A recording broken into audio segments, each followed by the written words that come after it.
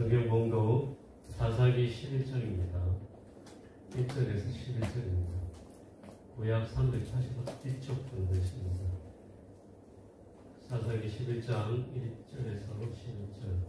제가 먼저 한 절 읽고 여러분 한 절 읽으신 후에 마지막 11절 함께 읽겠습니다. 길르앗 사람 입다는 큰 용사였으니 기생이 길르앗에게서 낳은 아들이었고 길르앗의 아내도 그의 아들들을 낳았더라. 그 아내의 아들들이 사람은 입다를 쫓아내며 그에게 이르되 너는 다른 명의 것이니 우리 아버지께서 기업을 잊지 못하리라 하자. 이에 입다가 그의 형제들을 피하여 독당에 거주하며 잡류가 그에게로 모여와서 그와 함께 출입하였더라. 얼마 후에 아몬 자손이 이스라엘을 치러하니라. 아몬 자손이 이스라엘을 치려할 때에 길르앗 장로들이 입다를 데려오려고 독당에 가서 입다에게 이르되 우리가 아몬 자손과 싸우려니 당신이 가서 우리의 장관이 되라 하니. 입다가 길르앗 장로들에게 이르되 너희가 전에 나를 미워하여 내 아버지 집에서 쫓아내지 아니하였느냐? 이제 너희가 환난을 당하였다고 어찌하여 내게 왔느냐 하니라. 그러므로 길르앗 장로들이 입다에게 이르되 이제 우리가 당신을 찾아온 것은 우리와 함께 가서 아몬과 싸우려 하려니 그리하면 당신이 우리 길르앗 모든 주민의 머리가 되리라 하네. 입다가 길르앗 장로들에게 이르되 너희가 나를 데리고 고향으로 돌아가서 아몬 자손과 싸우게 할 때에 만일 여호와께서 그들을 내게 넘겨주시면 내가 과연 너희의 머리가 되겠느냐 하니 길르앗 장로들이 입다에게 이르되 여호와는 우리 사이의 주민이시니 당신을 알고 우리가 그렇게 행하리이다 하니라. 함께 읽겠습니다. 이에 입다가 길르앗 장로들과 함께 가니 백성이 그를 자기들의 머리와 장관을 삼은지라.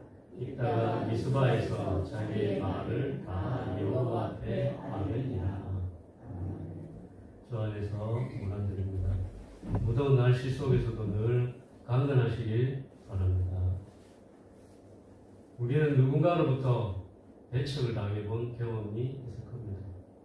그럴 때 무척 속이 쓰리고 고통스럽습니다. 간혹 학교에서도 그런 아이들을 목격할 수 있습니다. 말 그대로 왕따를 당하는 아이들입니다. 대개 그런 아이들의 특징은 말수가 적고 기가 많이 죽어 있습니다. 늘 혼자 있고 또 주위의 사람들이 오려고 하지 않습니다. 그런 따돌림과 배척은 자존감에 큰 상처를 줍니다. 그런데 도대체 왜 그런 따돌림과 멸시를 받아야 하는지 이유가 정당하지 않을 때는 정말 억울하고 답답한 마음 때문에 더 깊은 상실감에 빠지게 됩니다.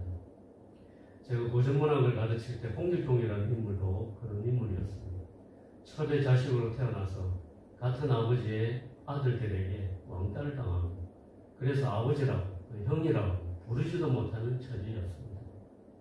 그뿐만 아니라 홍길동은 뛰어난 능력이 있었지만 서출이라는 태생적 결격 사유 그 하나 때문에 출세할 수도 없는 사면 초과에 놓이게 되었습니다. 자기가 잘못한 것이 없는데 그저 기구한 운명 앞에서 좌절할 수밖에 없는 삶의 족쇄가 채워져 있는 것입니다. 이것이 바로 철저한 차별입니다. 누군가를 철저하게 따돌려 우리 속에 못 들어오게 만드는 것입니다. 오늘 본문 말씀에도 그런 차별을 당했던 사람이 나옵니다. 그 사람의 이름은 길르앗 사람 입다입니다. 그는 길르앗에서 큰 용사라고 불릴 만큼 능력 있는 사람이었지만 기생이 낳은 아들이라는 운명 때문에 사람들로부터 차별을 당했습니다. 그리고 이복 형제들로부터도 차별을 당했습니다. 그의 이복 형제들은 입다와 함께 자랐음에도 불구하고 커서는 입다가 다른 여인의 자식이라는 이유 그 하나 때문에 그들의 아버지 집에서 기업을 잊지 못한다고 말하며 그를 고향에서 쫓아냈던 것입니다. 그리고 입다는 고향에서 쫓겨나 정처 없이 떠돌다가 잡류들과 함께 살았습니다. 여기서 잡류란 천박한 패거리를 말합니다.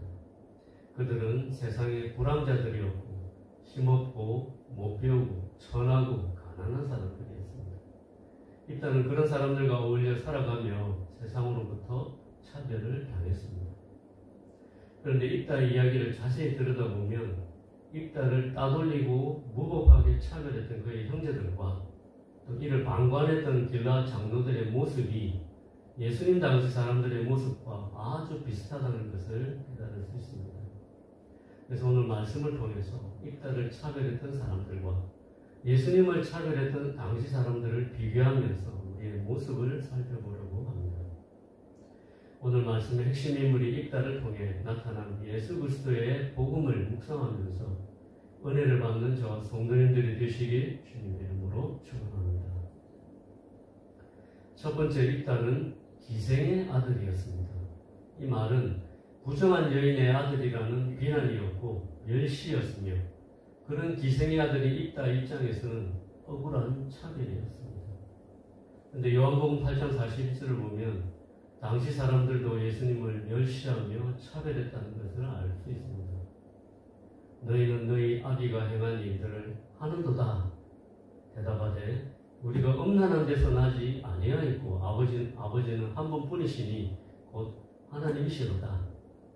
여기서 대답한 사람은 예수님의 말씀을 듣고 있던 유대인들을 말합니다. 그리고 요한복음 8장 41절 앞뒤를 보면 당시의 사람들이 예수님이 대체 누구인지 무척 궁금해했다는 것을 알 수 있습니다. 그러면서도 예수님이 하나님의 아들이라고 말하고 다니는 것을 못마땅하게 여겼습니다. 당시 예수님이 자신을 세상의 빛이라고 소개하시고 또 생명의 빛이라고도 하시고 하나님을 아버지라고 부르기도 하시고 자신을 위에서 났다고도 하시면서 자신을 하나님의 아들로 소개할 때 사람들은 극렬하게 거부하는 태도를 보였습니다. 그래서 25절에서 유대인들이 거듭 예수님에게 물었던 것입니다. 내가 누구냐? 그때 예수님께서 유대인들에게 말씀하십니다. 너희가 아브라함의 자손이면 아브라함이 행한 일들을 할 것이거늘 지금 하나님께 들은 진리를 너희에게 말한 사람이 나를 죽이려 하는도다. 아브라함은 이렇게 하지 아니하였느니라. 너희는 너희 아비가 행한 일들을 하는도다. 라고 예수님 말씀하시자 유대인들은 자신들이 음란한 데서 나지 아니하였다고 말한 것입니다. 뒤에 나오는 말씀을 보면 너희 아비는 마귀를 말합니다. 예수님이 자기 말을 듣고 있던 유대인들이 마귀의 자식이며 마귀가 행한 일들을 너희도 한다는 말씀을 하셨을 때 우리는 음란한 데서 나지 아니하였다고 유대인들이 반박하는 말이었던 것입니다. 이 말 속에는 예수님의 태생적 부정함을 꼬집어 비난하는 의미가 담겨 있습니다. 즉 그들의 말에 숨겨진 의미는 예수님이 혼외 자식이라는 비난이었습니다. 결국 우리는 너처럼 음란한 데서 나지 않았다는 항변이었던 것입니다. 예수님은 동정녀 마리아를 통해 낳은 자식이었습니다.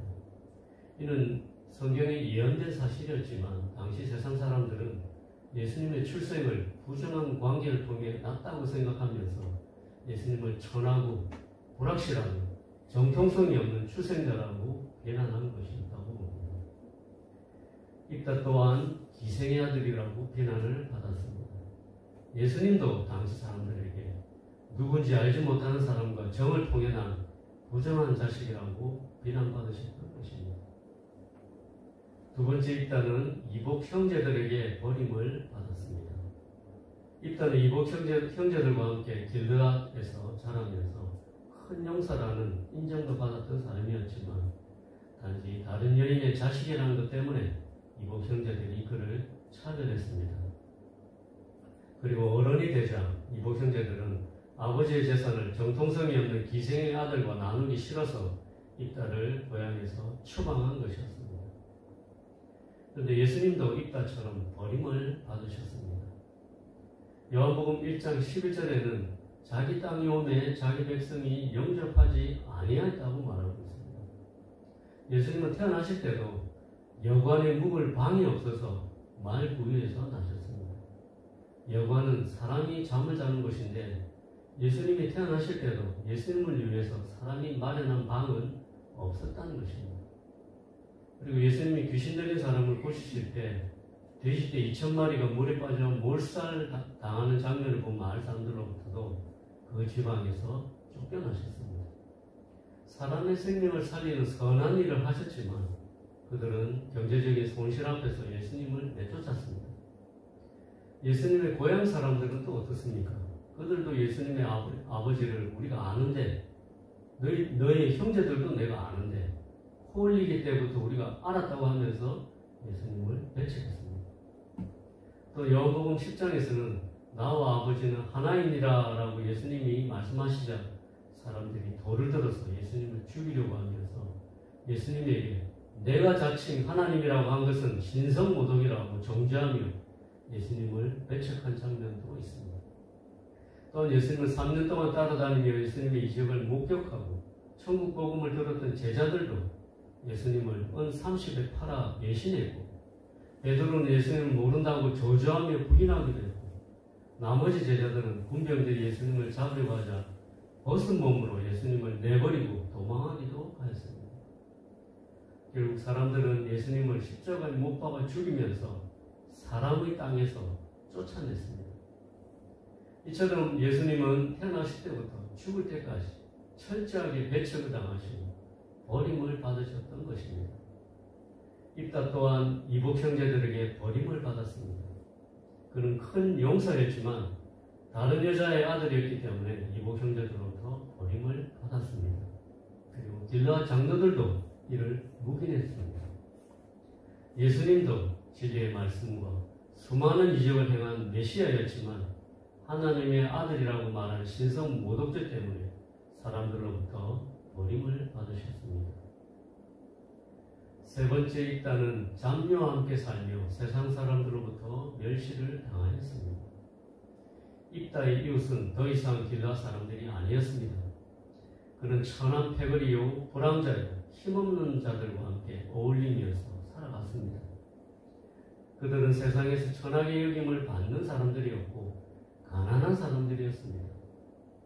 입다는 그런 사람들과 함께 살아갔습니다. 예수님도 이 땅에 사실 때 그런 사람들과 함께 하셨습니다. 누가복음 7장 34절에 나온 예수님의 말씀을 통해서 이런 사실을 알 수 있습니다. 인자는 와서 먹고 마시매 너희 말이 보라 먹기를 탐하고 포도주를 즐기는 사람이요 세리와 죄인의 친구로다 하니 입다는 어쩔 수 없이 잡녀와 함께 살아갔지만 예수님은 기꺼이 세상에서 손가락질 당하는 창기와 세리들의 친구가 되어 주셨습니다. 예수님을 가난하고 소외된 사람들의 친구가 되어 주시기 위해서 이방의 갈릴리라고 멸시받던 곳에서 처음으로 천국 복음을 전하셨습니다. 이후로도 주님의 복음이 전파되는 것을 보면 항상 그 땅에서 멸시받는 사람들에게 복음이 먼저 전파되는 것을 봐도 예수님이 누구에게 은혜를 베푸시는지 알 수 있습니다.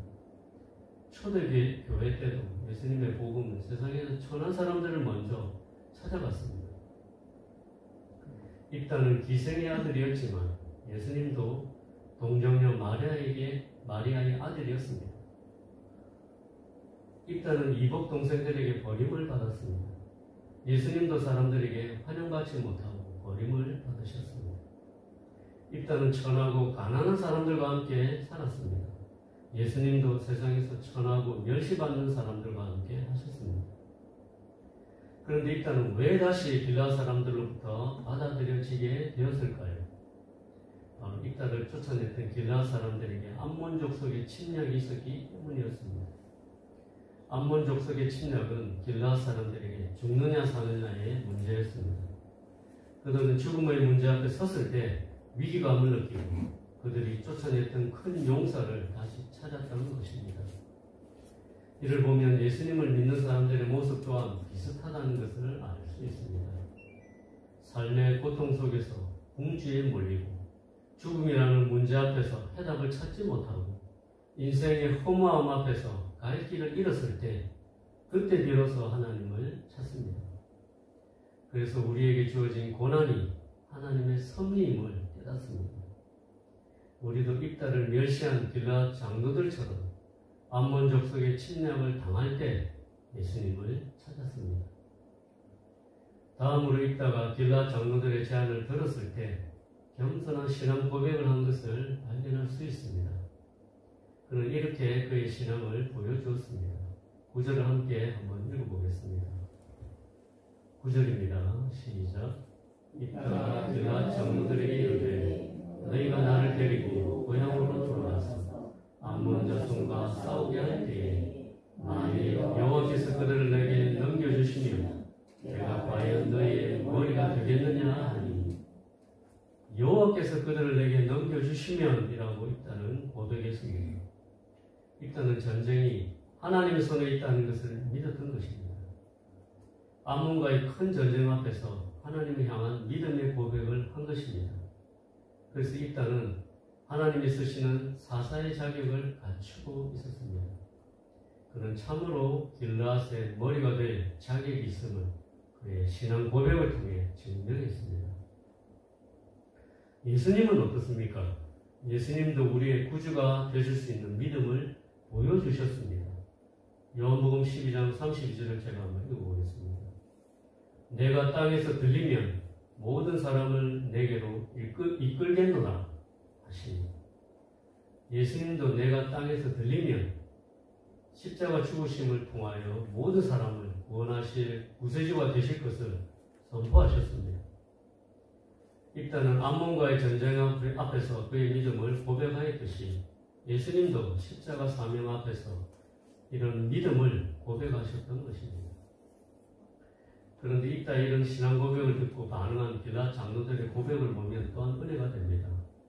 10절을 보시면 길앗 장로들이 이따위에 이르되 여호와는 우리 사이의 증인이시니 당신의 말대로 우리가 그렇게 행하리이다. 길앗 장로들은 이따를 무법하게 고향에서 쫓아내던 자신들의 잘못을 회개하였기 때문에 겸손하게 이따를 찾아갔던 것입니다. 그리고 이따의 믿음 앞에서 자신들도 하나님 앞에서 이따를 자신들의 머리가 되게 하겠다고 맹세하였습니다. 마치 우리가 예수님 앞에서 우리의 죄를 겸손하게 회개하고 예수님을 우리의 머리로 인정하듯이 길앗 장로들도 이따를 그들의 머리로 삼은 것입니다. 오늘 말씀은 예수님을 배척하고 멸시했던 사람들에게 도전하는 말씀입니다. 지금도 수많은 사람들이 이따의 이복 동생들처럼 또 길앗 장로들처럼 예수님을 배척하고 있습니다. 오늘 말씀은 또한 우리 자신을 되돌아보게 해줍니다. 우리의 예전 모습을 볼 수 있게 해줍니다. 우리도 예수님을 믿기 전에 예수님을 멸시했던 것을 알 수 있습니다. 예수님을 하나님의 아들로 믿지 않았습니다. 그리고 예수님을 배척했습니다. 그러나 삶의 어려움 속에서 예수님을 찾게 되었고 예수님의 놀라운 말씀과 십자가 헌신 때문에 구원의 길이 열렸다는 사실을 듣고 길앗 장로들처럼 예수님을 우리의 머리로 모시겠다고 결단했습니다. 오늘 입다를 통해서 예수님을 묵상해 보았습니다. 입다는 참으로 예수님을 예표하는 인물이라는 사실을 깨달았습니다. 입다는 큰 용사였습니다. 예수님도 참으로 큰 용사이십니다. 우리의 삶의 모든 문제를 해결해 줄 수 있는 능력자이십니다. 우리 앞에는 수시로 우리를 가로막는 암몬 족속이 나타납니다. 그런 육적이고 영적인 전쟁에서 승리할 방법 또한 예수 그리스도를 의지하는 길뿐입니다. 비록 우리가 예전에는 예수님을 잘 몰랐지만 이제는 예수님을 바로 알아가야 할 때입니다. 그리고 앞으로 있을 예수님과의 동행을 통해서 우리 삶 속에 있게 될 승리도 예수님이 우리의 머리가 되실 때 가능해짐을 잊지 않아야겠습니다. 길앗 장로들처럼 겸손하게 주님을 머리로 삼는 저와 성도님들이 되시길 주님의 이름으로 축원드립니다. 함께 기도하시겠습니다. 아버지 하나님, 오늘 입다를 묵상하면서 예수 그리스도를 또한 묵상했습니다. 우리가 예수님이 누구신지 잘 몰랐을 때 예수님을 알게 모르게 무시하면서 배척했던 죄인이었습니다. 주님께서 우리를 긍휼히 여기셔서 지금까지 우리를 인도하셔서 예수님을 믿게 해주신 걸 감사드립니다. 이제는 예수님을 우리의 머리로 모시며 살아가겠습니다. 우리 앞에 놓인 수많은 전쟁을 두려워하지 않고 주님을 머리로 모시고 믿음의 길을 걸어가게 하여 주시옵소서. 예수님의 귀하신 이름으로 기도드렸습니다.